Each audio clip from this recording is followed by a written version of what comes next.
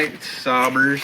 Today's the day we're gonna get the 9000 out of here. Got some doors for it. You might ask, well, why do you need doors? Well, I sideswiped some very large fence posts, and this was a couple years ago now, and I finally got doors. So we're gonna take it down to Dave's, take it to the shop, get these off, get the different ones on, and get this roadworthy for a couple guys to teach them how to drive a stick shift. It's never too late to drive a stick shift. Time to fire this up. It's been a while, so I had to charge a battery. At least I can open the door from the inside.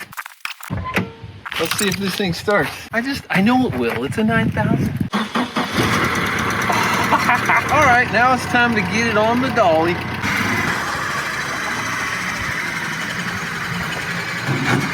Ride's a little low as usual. No big deal. Truck's a little high. That'll do.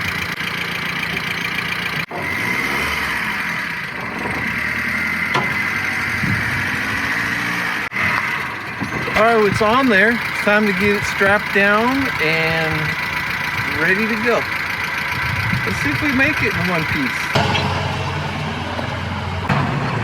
All right, we made it. And thanks to Dave, we have successfully unloaded the dolly into its safe location where he's testing the safety features right now.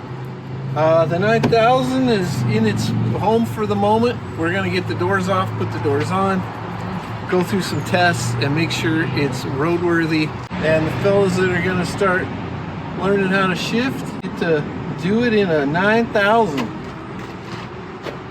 I think it's gonna be good. Welcome home, 9000.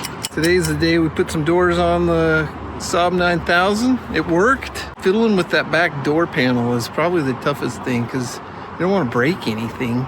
It's not that easy to replace parts, plastic parts on an old 9000.